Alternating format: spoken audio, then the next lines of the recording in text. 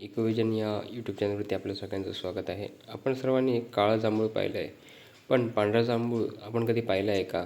आज मी तुम्हाला दाखवणार आहे थाई व्हाईट जांभूळ, जे भारतात फारच दुर्मिळ आहे आणि दिसायलासुद्धा वेगळं आहे, ज्याबद्दल लोकांमध्ये खूप गोंधळ निर्माण आहे. हे खरंच जांभूळ आहे का? याची चव कशी असते? डायबिटीजसाठी योग्य आहे का? या सगळ्याची खरी माहिती आजच्या व्हिडिओमध्ये आपण पाहणार आहोत. आज ज्या फळाबद्दल आपण बोलतोय त्याचं नाव आहे थाई व्हाईट जांभूळ. हे जांभूळ कुटुंबातलंच फळ आहे, पण त्याचा रंग, चव, रचना आपल्या पारंपरिक काळ्या जांभळापेक्षा वेगळे आहे. हे फळ प्रामुख्याने थायलंड, मलेशिया आणि दक्षिण आशियामध्ये आढळतं आणि भारतात अजूनही दुर्मिळच आहे.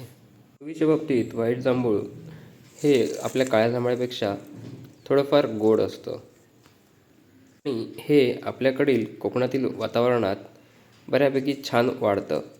याची उंची साधारणतः 15 ते 20 मीटरपर्यंत होते. सफेद जांभळाच्या लागवडीसाठी सशक्त आणि कलम केलेली रोपं निवडावी. झाडाची उंची साधारणतः 10 फुटापर्यंत असावी. माती पाण्याचा निचरा होणारी चांगली असावी. लागवडीनंतर जांभळाला सहसा कोणत्याही कीटकनाशकाची किंवा वेगवेगळ्या देखभालीची गरज लागत नाही. त्यामुळे हे झाड लावण्यास अतिशय उपयुक्त आहे आणि सोपेसुद्धा आहे. सफेद जांभूळ हे एक्झॉटिक कॅटेगरीमध्ये येत असल्याने याची मार्केटमध्ये मागणी चांगली आहे. याचा दर साधारणतः किलोला 400 ते 1000 रुपये याप्रमाणे असू शकतो.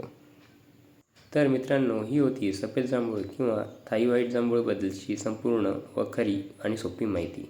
जर तुम्हाला असेच दुर्मिळ फळांवरचे व्हिडिओ आवडत असतील तर व्हिडिओला लाईक करा, आमच्या चॅनलला सबस्क्राईब करा आणि कमेंटमध्ये नक्की सांगा तुम्ही याआधी कधी व्हाईट जांभूळबद्दल पाहिलं आहे का किंवा ऐकलं आहे का.